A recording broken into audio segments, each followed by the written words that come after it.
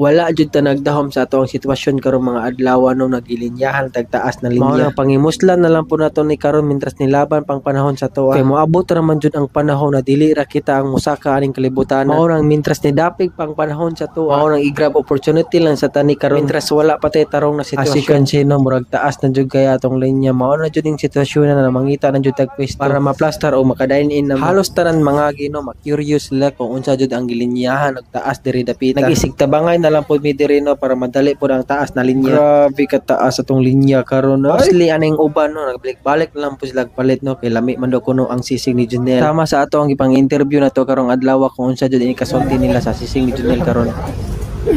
Na, kumusta ang sisig na to sa lasa? Authentic sisig yun. Lami jud. Lami.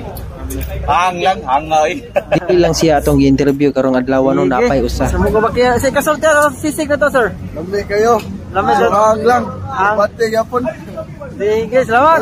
Depende ra po na sa inyong choice no kung ganahan ba mughang or dili. Mao nang nagpadayon na lang gapon migluto no kay brag taas pa jud itong servant karong oras. Shout out data sa nagkaon karon no igsuon ni mahal nakabisita diri sa sisigan ni Junel diri dapita. Taas pa jud atong servant diri nga linya no kay wala pa jud tawo niya atong highlights diya nga si Junel relax ra jud kay no malipayon kay sa karong adlaw. Sa atong update karon mga adlaw no last na po day na muning paninda diri dapita kay nahuman na among kontrata na among ipananghid nila. Mga adlaw na among gihangyo diri na pwesto. Pero ayaw mo kabalaka ka mangita ra po tag paagi kung asa jud ta magpwesto aning dapita. Pero ugma ato ang sisigan kay alas 9 na ta magsugod sa gabi. Maoro po nang orasan na makapwesto. Kay kung sayo pa dili pa ta pwede. Saon ta man igora man puta ni singit aning kadalanan. Dili na lang po nato paabton basin unya dili na ta patindahan. Sinsa na jud sa uban nga gusto mo palit sa atong sisig. Pero mangita gyapon tag paagi para makasayo tag display. Sa mga gusto de mo order no mo dawat ra gyapon tag pre-order. Minimum og napo kami nga gipaklan. Saon ta man nahuman naman amo ang kontrata diri dapita na among ipananghi diri sa KFC na pila ka adlaw namong paninda. Mao mangita na lang pumig paagi kung asa jud mi mag-display. Medyo nag-uol jud itong amigo no kay last na po niyang paninda karon diri tapit sa KFC. Mangita lang po siya pwesto